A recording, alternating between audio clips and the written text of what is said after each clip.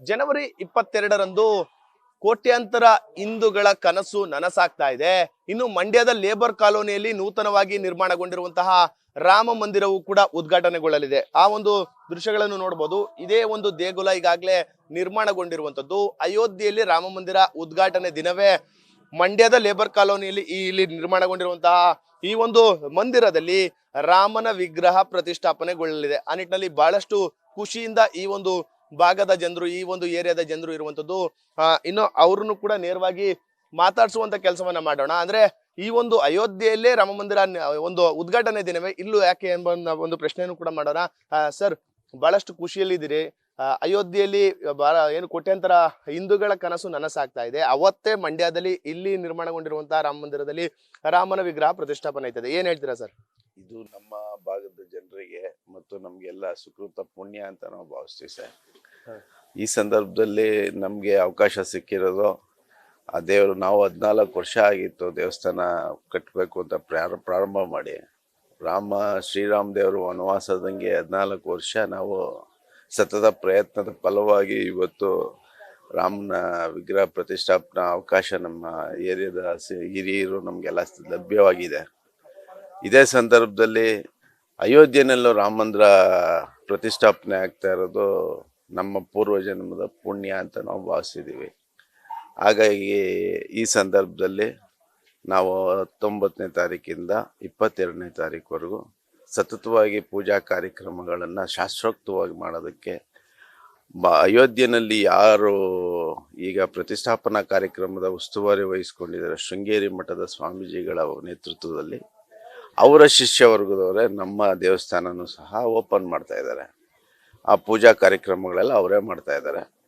ಹಾಗೆಯೇ ನಾವು ಈ ಸಂದರ್ಭದಲ್ಲಿ ದೇವಸ್ಥಾನ ಉದ್ಘಾಟನಾ ಸಂದರ್ಭನ ಯಾಕೆ ಈ ಟೈಮಿಗೆ ಬಂತು ಅನ್ನೋದಾದ್ರೆ ನಮಗೆ ಕಾಕತಾಳೀಯ ಅಂತ ಅನ್ಬೋದು, ಇಲ್ಲ ಭಗವಂತ ಕೊಟ್ಟಿರುವಂಥ ವರ ಅಂತ ಅನ್ಬೋದು. ನಮಗಂತೂ ಅದು ಒಂದು ಸುಕೃತ ಪುಣ್ಯ ಅಂತ ಭಾವಿಸ್ಬೇಕಷ್ಟೆ. ಆಮೇಲೆ ಈ ದೇವಸ್ಥಾನನ ಪ್ರತಿಯೊಬ್ಬರು ಅವರವರ ಪರಿಶ್ರಮಕ್ಕೆ ತಕ್ಕಂತೆ ದೇವಾಲಯಕ್ಕೆ ಅವರು ದೇಣಿಗೆ ಕೊಟ್ಕೊಂಡು ಸಾರ್ವಜನಿಕವಾಗಿ ನಾವೆಲ್ಲ ಸೇರಿ ಒಟ್ಟಿಗೆ ಮಾಡಿರುವಂಥದ್ದು. Sir, okay.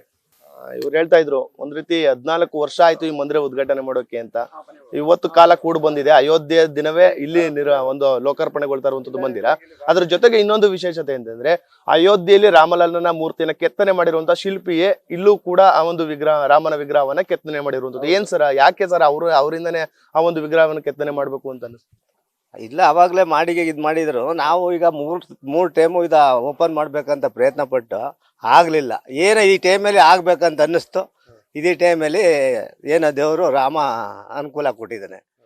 ಅದು ಈಗ ಅರುಣ್ ಯೋಗಿರಾಜ್ರವರು ಇಲ್ಲಿ ಬಂದು ಏನು ಮೂರ್ತಿನ ಹಸ್ತಾಂತರ ಮಾಡಿದ ಬಳಿಕ ಅವ್ರಿಗೆ ಅಯೋಧ್ಯೆಯಲ್ಲಿ ರಾಮನ ಮೂರ್ತಿ ಕೆತ್ತನೆಗೆ ಒಂದು ಆಹ್ವಾನ ಬಂತು ಅಂತ ಅದೆಲ್ಲ ಹೇಳ್ಕೊಂಡಿದ್ರ ಸರ್? ಮತ್ತೆ ಬಂದು ಹೇಳ್ಕೊಂಡಿದ್ರು. ಅವ್ರ ತಂದನೆ ಬಂದು ಇಲ್ಲಿ ರಾಮ ಮಂದಿರಕ್ಕೆ ಬಂದು ನಮ್ಗೆಲ್ಲ 3 ವಿಗ್ರಹಕ್ಕೂ ಅವರೆಲ್ಲ ಅಳತೆ ಕೊಟ್ಟು ಮಾಡ್ಬಿಟ್ಟು ಈ ರೀತಿನೇ ನೀವು ಮಾಡಬೇಕು, ಈ ರೀತಿನೇ ಮಾಡ್ಕೊಂಡು ನೀವು ಇದು ಮಾಡಿ ಅಂತ ನಮ್ಗೆ ಅವ್ರ ತಂದೆರೇ ಬಂದು ಇಲ್ಲಿ ಎಲ್ಲ 3 ರೂಮ್ಗೂ ವಿಗ್ರಹಗಳಿಗೆ ಎಲ್ಲ ಅಳತೆ ಕೊಟ್ಬಿಟ್ಟು ಹೋಗಿದ್ರು. ನಮ್ಗೆ ಅವರೇ ಬಂದಿದ್ರು.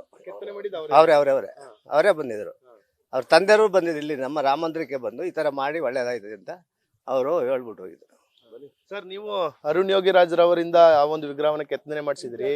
ಅವ್ರಿಗೆ ಮತ್ತೊಂದು ಅವಕಾಶ ಅಯೋಧ್ಯೆಯಲ್ಲಿ ರಾಮನು ಕೂಡ ಮೈಸೂರಿನವರೇ. ಎಷ್ಟು ಖುಷಿ ಇದೆ ಸರ್ ಅವರ ಒಂದು ಕೈ ಚಳಕ, ಅವರ ಒಂದ್ ರೀತಿ ಅಚ್ಚರಿ ಅಂತ ಹೇಳ್ಬೋದಾ ಸರ್ ಇದು? ಸರ್ ಹೌದು ನೋಡಿ, ಈ ಶಿಲ್ಪಿಗಳ ತವರೂರು ಅನ್ನೋ ಲೆಕ್ಕಾಚಾರ ಅಮರ ಶಿಲ್ಪಿ ಜಕಣಾಚಾರಿಯಿಂದ ಇಲ್ಲಿವರೆಗೂ ಕೂಡ ಶಿಲ್ಪಿಗಳ ಕಣ್ಣಂತ ನಾಡು ನಾವು. ಅದರಲ್ಲಿ ಕೂಡ ಇವತ್ತು ಏನು ಅಯೋಧ್ಯೆಯಲ್ಲಿ ಒಂದು ರಾಮ ವಿಗ್ರಹ ಪ್ರತಿಷ್ಠಾಪನೆ ಆಗ್ತಾ ಇದೆ. ಆ ಒಂದು ವಿಶ್ವಮಟ್ಟದ ದೇವಾಲಯದ 3 ದಿನ ಕೆತ್ತನೆ ಮಾಡಿದಂಥ ನಮ್ಮ ಕರ್ನಾಟಕದ ಒಬ್ಬ ಕನ್ನಡಿಗ ಶಿಲ್ಪಿ, ಅದೇ ವ್ಯಕ್ತಿ ನಮ್ಮ ಶ್ರೀರಾಮ ಮಂದಿರಕ್ಕೂ ಕೂಡ ಶಿಲ್ಪಿನ ಕೆತ್ಕೊಟ್ಟಿದ್ದಾರೆ ಅಂದರೆ ನಿಜಕ್ಕೂ ಹೆಮ್ಮೆ ಥರ ವಿಚಾರ. ಅಲ್ಲಿ ಬಳಸಿರುವಂಥ ಕೆತ್ತನೆನೇ, ಅಲ್ಲಿ ಬಳಸಿರುವಂಥ ಕಲ್ಲಿಂದನೇ ನಮಗೂ ಕೂಡ ಅವ್ರು ವಿಗ್ರಹ ಮಾಡಿಕೊಟ್ಟಿದ್ದಾರೆ. ಇದೊಂದು ರೀತಿ ಕಾಕತಾಳಿ ಅಂತಲೇ ಅಂತ ಅನ್ಬೋದು. ಈ ನಮಗೆ ಹೆಮ್ಮೆ ಅನ್ನೋದಕ್ಕಿಂತ ನಮ್ಮೆಲ್ಲರ ಪುಣ್ಯ ಅಂತಾನೆ ಅನ್ಕೋಬೇಕು. ಇಲ್ಲ ಸ್ಥಳೀಯ ಇದಕ್ಕಾಗಿ ಒಂದು ಶ್ರೀರಾಮ ಸೇವೆ ಸಮಿತಿಯವರ ಹಲವಾರು ಜನ ₹1 ಕಲೆಕ್ಷನ್ ಮಾಡಿದಂಥ ಕಾಲದಿಂದನೂ ಕೂಡ ಇವತ್ತಿನ 70-75 ವರ್ಷಗಳಿಂದನೂ ದೇವಾಲಯ ನಡೆಸ್ಕೊಂಡು ಅಭಿವೃದ್ಧಿಪಡಿಸ್ತಾ ಬಂದಿದ್ದಾರೆ. ಆದರೆ ಹಳೆ ದೇವಾಲಯ ಆಗಿದ್ದರಿಂದ ಅದನ್ನು ಕೆಡವಿ ಹೊಸದಾಗಿ ನಿರ್ಮಾಣ ಮಾಡಬೇಕು ಅಂತ ಒಂದು 15 ವರ್ಷಗಳ ಹಿಂದೆ ಕೆಡವಿದ್ದು. ಈ ಏನು ನಾವು ರಾಮಾಯಣದಲ್ಲಿ ನೋಡಿದ್ದೀವಿ, ಓದಿದ್ದೀವಿ. 14 ವರ್ಷ ರಾಮನಿಗೆ ವನವಾಸ ಅಂತ, ಒಂದು 14 ವರ್ಷ ಸತತ ಪ್ರಯತ್ನದ ಫಲವಾಗಿ ಇಂದು ಈ ದೇವಸ್ಥಾನ ಒಂದು ದೊಡ್ಡ ಮಟ್ಟದಲ್ಲಿ ನಿರ್ಮಾಣ ಆಗಿದೆ. ನಮಗೆ ಯೋಗಿರಾಜ್ ಭಟ್ ಅವರು ಏನು ಇದನ್ನು ನಮಗೆ ಮೂರ್ತಿನ ಕೆತ್ಕೊಟ್ಟಿದ್ದಾರೆ, ಅವ್ರಿಗೂ ಕೂಡ ಇನ್ನೂ ಉನ್ನತ ಮಟ್ಟಕ್ಕೆ ಅವ್ರ ಹೆಸರು ಕೀರ್ತಿ ವಿಶ್ವ ಮಟ್ಟದಲ್ಲಿ ರಾರಾಜಿಸಲಿ, ಈ ಕನ್ನಡಿಗರ ಕರ್ನಾಟಕದ ಹೆಸರು ಎಲ್ಲ ಕಡೆ ಪಸರಿಸಲಿ ಅಂತ ಈ ಮೂಲಕ ನಾನು ಅಭಿನಂದಿಸಕ್ಕೆ ಇಷ್ಟಪಡ್ತೀನಿ. ಸರ್, ಅಯೋಧ್ಯೆ ರಾಮ ಮಂದಿರ ಉದ್ಘಾಟನೆ ಇಲ್ಲೂ ಕೂಡ ಉದ್ಘಾಟನೆ ಆಗ್ತಾ ಇದೆ ನಿಮ್ಮ ರಾಮ ಮಂದಿರ. ಮತ್ತೆ ಯಾವ ರೀತಿ ಪೂಜಾ ಕೈಂಕರ್ಯಗಳಿರುತ್ತೆ, ಅವತ್ತಿನ ವಿಶೇಷತೆ ಅಂದ್ರೆ ಅಲ್ಲಿ ರೀತಿಯೇ ಒಂದು ಪೂಜಾ ಕೈಂಕರ್ಯಗಳಿರುತ್ತೆ ಏನು ಅಂತ ಸರ್? ಸರ್ 19ಗೆ ಪೂಜೆ ಶುರು, 19ರಿಂದ ಪೂಜೆ ಶುರು ಆಗುತ್ತೆ. 19 ಸಾಯ ಬೆಳಿಗ್ಗೆ ದೇವಸ್ಥಾನ ಸುದ್ದಿ, ವಾಸ್ತು ಹೋಮ ಎಲ್ಲ ಆಗುತ್ತೆ. ವಾಸ್ತು ಹೋಮ ಮಾಡ್ಕೊಂಡು ತಿರ್ಗಿ 19 ಶುರು ಆದರೆ 22 ತಾರೀಕು ಅನ್ನ ಸಂದರ್ಪಣೆ ಎಲ್ಲ ಇದೆ. ಅವ್ರ ನೇತೃತ್ವದಲ್ಲಿ ಮಾಡ್ತಾ ಇದ್ದೀವಿ ಸರ್. 14 ವರ್ಷಗಳ ಪರಿಶ್ರಮ ಈ ಒಂದು ರಾಮ ಮಂದಿರ ಕಟ್ಟೋದಕ್ಕೆ. ಈ ಸಂದರ್ಭದಲ್ಲಿ ನೀವು ಹೇಳ್ತಾ ಇದ್ರಿ ಅಂದ್ರೆ ವನವಾಸ ರಾಮನ 14 ವರ್ಷ ಆಯ್ತು, ಅದೇ ರೀತಿ ನಮ್ದು ಕೂಡ ಆಗಿದೆ. ಆ ಮೂಲಕ ಅಯೋಧ್ಯೆಯಲ್ಲಿ ರಾಮ ಮಂದಿರ ಉದ್ಘಾಟನೆ ದಿನವೇ ಆಗ್ತಾ ಇದೆ. ಎಷ್ಟು ಖುಷಿ ಇದೆ ಸರ್ ನಿಮ್ಗೆ? ಅದೇ ನಮ್ಮ ಲೇಬರ್ ಕಾಲೋನಿ ಜನದಗೆ ಪುಣ್ಯದ ಇದು ಅಂತ ಹೇಳ್ತೀವಿ. ಇದೊಂದು ಅದ್ಭುತನೇ. ನಾವು ಹೋದಾಗ ಅವರು ನರೇಂದ್ರ ಮೋದಿ ಅವರು ಆಹ್ವಾನ ಬಂತು. ಡೆಲ್ಲಿಲಿ ಒಂದು ಅವರೇ ಅಂಬೇಡ್ಕರ್ ಅವ್ರು ಮಾಡಿದ್ರು. ಮತ್ತೆ ಅವ್ರಿಗೆ ಒಂದು ಗಿಫ್ಟ್ ಆಗಿ ಸುಭಾಷ್ ಚಂದ್ರ ಬೋಸ್ ಕೊಡ್ತಾರೆ. ಅವರೇ ಪ್ರಧಾನ ಮಂತ್ರಿಯವರೇ ಅರುಣ್ ಅವ್ರಿಗೆ ಯಾಕೆ ಇದನ್ನ ಇಬ್ಬರಿಗೆ ಸೆಲೆಕ್ಟ್ ಮಾಡಿದ್ರು, ಅರುಣ್ ಅವ್ರಿಗೆ ಯಾಕೆ ಒಂದು ಅವಕಾಶ ಕೊಡಿ ಅಂತ ಹೇಳಿದ್ರು. ಅವತ್ತು ನಾವು ಅವ್ರಿಗೆ ಒಂದು ಸನ್ಮಾನ ಮಾಡಬೇಕು. ನಾವು ವಿಗ್ರಹ ತರೋ ದಿನಾನೇ ಅವರು ನಾವಿಲ್ಲ ಮೋದಿಯವ್ರ ಕರೆ ಬಂದಿದೆ ಹೋಗ್ತಾ ಇದ್ದೀವಿ ನಾವು ಅಂದಾಗ ಆಯ್ತು ಹೋಗಿ ಬನ್ನಿ ಅಂದ್ಬಿಟ್ಟು ನಾವು ಅವ್ರಿಗೆ ಒಳ್ಳೆ ಬೆಳ್ಕೊಂಡು ಕೊಟ್ಟಿದ್ವಿ.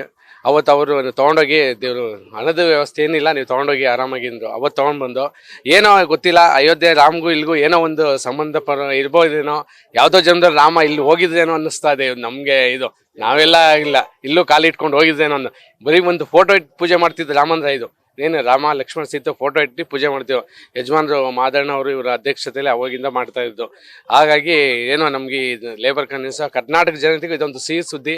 ಒಂದು ಒಳ್ಳೆ ಅಯೋಧ್ಯೆಗೆ ಹೋಗದೆ ಇದ್ರು ರಾಮ ಮಂದಿರಕ್ಕೆ ಇಲ್ಲಿ ಬರ್ಬೋದು, ಬೆಂಗಳೂರಾಗಲಿ ಮೈಸೂರವರಾಗಲಿ ಇನ್ನೊಂದು ಬರ್ಬೋದು. ಯಾಕಂದರೆ ಅರುಣ್ನವರು ಕೆತ್ತನೆ ಮಾಡಿದಾರಲ್ಲ, ಅದೊಂದು ಒಳ್ಳೆ ಪ್ರಪಂಚಾದ್ಯಂತ ಒಂದು ಅವ್ರಿಗೆ ಒಳ್ಳೆ ಯಶಸ್ವಿ ಆಗಲಿ ಅಂದ್ಬಿಟ್ಟು ನಾವು ಭಾರಿ ಅವ್ರನ್ನ ಇದು ಮಾಡ್ತೇವೆ. ಮೊನ್ನೆನೂ ಅವ್ರ ತಾಯಿಯವ್ರದ್ದು ಮಾತಾಡ್ಸ್ಕೊಂಡು ಬಂದಿದ್ವಿ ನಾವು. ಇನ್ನು ಲೇಬರ್ ಕಾಲೋನಿಯ ಹಿರಿಯ ವ್ಯಕ್ತಿ ಇದ್ದಾರೆ ಸರ್. ಉದ್ಘಾಟನೆಗೊಳ್ತಾ ಇದೆ, ಬಹಳಷ್ಟು ಶ್ರಮ ಪಟ್ಟಿದ್ದೀರಾ ಈ ಮಂದಿರ ಕಟ್ಟಕ್ಕೆ. ಅಯೋಧ್ಯೆ ರಾಮ ಮಂದಿರ ಉದ್ಘಾಟನೆ ದಿನವೇ ಆಗ್ತಾ ಇದೆ, ಏನ್ ಹೇಳ್ತೀರಾ ಈ ಸಂದರ್ಭದಲ್ಲಿ?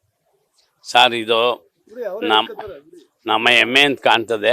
ಆದರೂ ಹಿಂದಿನ ಫೋಟೋ ಮಡಗಿ ಪೂಜೆ ಮಾಡ್ತೀವಿ, 2 ರೂಪಾಯಿಂದ ಬಂದಿದ್ದೀವಿ. ಈಗ ಈ ಮಟ್ಟಕ್ಕೆ ತಂದಿದ್ದೀವಿ. ಎಲ್ಲ ಸಹಕಾರ ಆಗಿರೋದು ನಮ್ಮಲ್ಲಿ ಇದೆಲ್ಲ ಆಗಿದೆ. ದಯವಿಟ್ಟು ನನಗೆ ಖುಷಿ ಆಯ್ತದೆ. ಇದೆಲ್ಲ ಸ್ಥಾಪನೆ ಆಗಬೇಕು. ರಾಮ ಬಂದು ಪೂಜೆ ಮಾಡೋ 40 ದಿನ ಪೂಜೆ ಮಾಡಬೇಕು ಅಂತ ನಾನು ಆಸೆ ಪಟ್ಟಿದ್ದೀನಿ. ಅದಂತೆ ನೆವರಲ್ಲಿ ಭಾವುಕರಾಗ್ತಾ ಇದ್ದೀರಾ ಅಂದ್ರೆ ಅಯೋಧ್ಯೆಯಲ್ಲಿ ಉದ್ಘಾಟನೆ ದಿನವೇ ಆಗ್ತಾ ಇದೆ ಅಂತ ಖುಷಿನಾ ಏನೋ ಭಾವುಕನ ಏನು ಅಂತ? ಖುಷಿ ಸರ್. ಅಯೋಧ್ಯೆಯಲ್ಲಿ ಆಯ್ತಾ ಅವತ್ತೇ ಇದಾಯ್ತಾ ಅನ್ನೋ ನಾನು ಹೆಮ್ಮೆ, ಭಾರಿ ಖುಷಿ ಆಯ್ತಾರೆ. ದಯವಿಟ್ಟು ಆ ಫಲ ನಮಗೆ ಎಲ್ಲ ಸಾರ್ವಜನಿಕರಿಗೆ ಸಿಕ್ಲಿ.